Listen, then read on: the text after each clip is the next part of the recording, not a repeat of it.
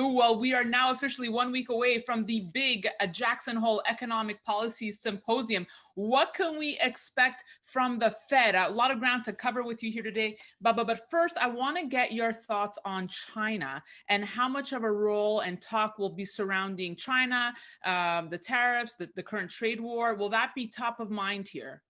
Well, I think that as you've seen and maybe you've noticed with the new administration, we're giving everything back to China. There isn't much going on that is negative towards China. It's negative to Americans and to the citizens here, but they basically handed over the keys back to China. Well, Wall Street is pricing in that Powell will speak or do something to counteract the tariffs, the trade war.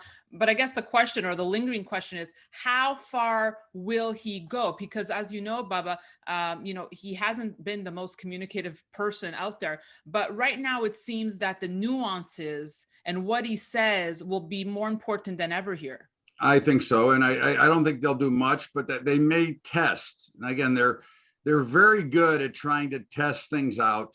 And they went from transitory inflation to temporary inflation, which is one step closer.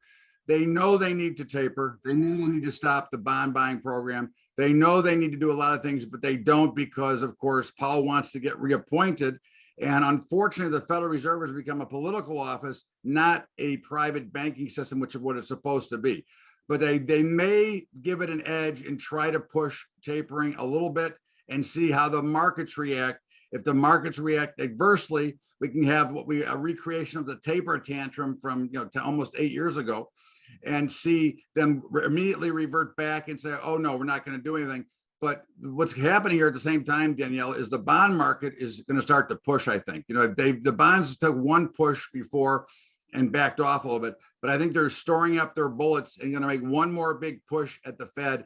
And remember, the bond market is the biggest market in the world by at least 10 times. So they have the capital, the bullets, and the wherewithal to really give the Fed a run for their money. Well, they're definitely in a liquidity trap. And as you say, has monetary policy reached the end of the road here?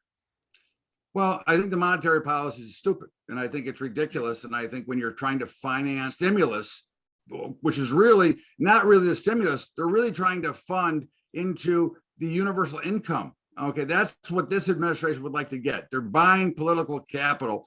And so they're doing whatever they can to create major destruction and wipe out small businesses by their very policies of the people that they're supposed to be protecting. So I think that the thing is a mess. And I think that the Fed is, as always, is wrong and will be wrong because in their history, they have never been right.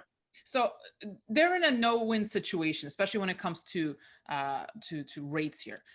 If they cut rates and the economy is growing at a 2% pace, as the Atlanta Fed suggests, they're backed into a corner. If they don't cut rates and the markets tank, then they also lose. So it's a no-win situation. Where do they go? What do they do?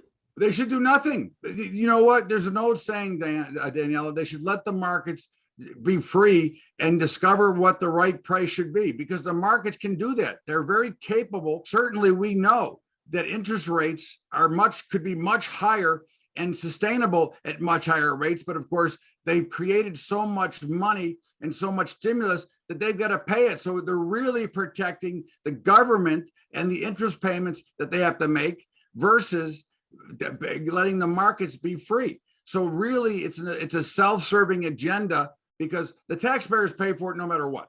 Okay, we're going to pay for it no matter how they do it. So would you rather pay more interest rates and not have stimulus, which the stimulus is the dumbest thing ever? Okay, it's just a terrible setup when you have people staying home and companies need workers, but how are you going to grow if you have people staying home because they're getting paid more money to stay home? So they're not in a no-win. They have to make a decision that rates should be higher because the market can stand higher rates with no problem and stop this ridiculous inflation, which they refuse to admit is there.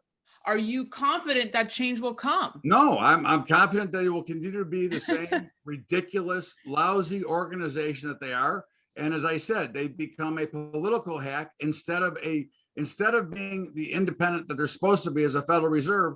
They've become an organization that's wants more political power, which they're supposed to be private, right? It's a private organization, a private banking system, but it's really not.